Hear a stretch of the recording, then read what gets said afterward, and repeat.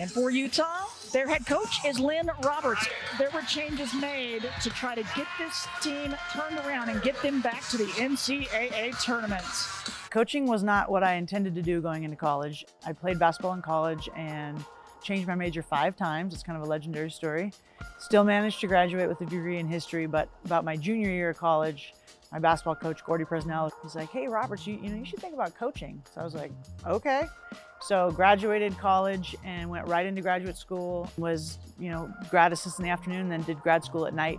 But I loved it, and I finally was like, oh my gosh, this is what I need to do, and never looked back. And I always joke, if I had to do anything else, I'd starve, because I've never literally done anything else. Wildcat shooting!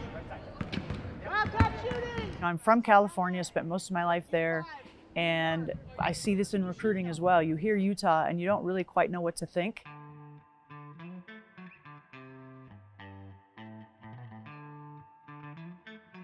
And so when this job was open and I was talking with them, and I wasn't really sure what to think, when I came up here for a couple days during that process, I was blown away. And I was here, half the day, and I thought, oh yeah, I want this job. And you meet the people and you see the vision, and the community in Salt Lake City is an incredible place to live. I think what I come back to here at Utah is there's no reason why we can't be great.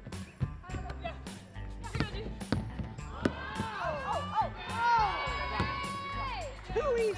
Beautiful evening, downtown Salt Lake City. We're just up the hill in the Huntsman Center, ready for a Pac-12 women's basketball matchup. I've done this a long time. This is my 21st year as a head coach. What I really rest on now is recruit really good kids. We've got kids that care about their basketball, they care about family, they care about school, and they come from different backgrounds, cultures, ethnicities, all sorts of things, but it's a really cool gel when you have them that all have the same values, right? So last year was a perfect example of that. I think we started off the year great. We had a couple tough preseason losses, but we did our schedule to where we knew the games we had to win. McQueen, no one stepped in front of her. That group just stuck together and they stayed really even-keeled. Shot clock winding down to 3. Oh, high, give and go, and a good look and finish. Jenna Johnson with the bucket. So by the time we hit the end of conference and we were going in the conference tournament, they were just getting going.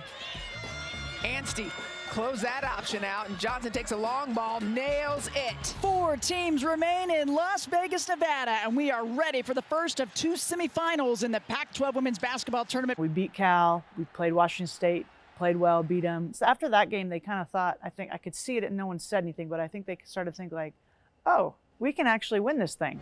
All the little things add up to winning in tournament play. So we got them to buy into a game plan to beat Oregon. That was a fun game. McQueen! Let's go! Johnson, and 1! Yeah! I do remember when there was maybe 30 seconds left when I thought, wow, we're gonna win this thing. Do not play not to lose. And it was a great feeling of, I guess in a word, validation. The Utah Utes. First time to the Pac-12 championship game. We're finally where I knew we could get, and we finally did it on a big stage. I am really excited about this year. It feels like our culture is very much intact. It's a foundation, and as a coach, that can help you relax a little bit and really focus on strategy, development. I'm excited, I really am, and I absolutely love being at Utah, and there's nowhere else I'd rather coach, truly.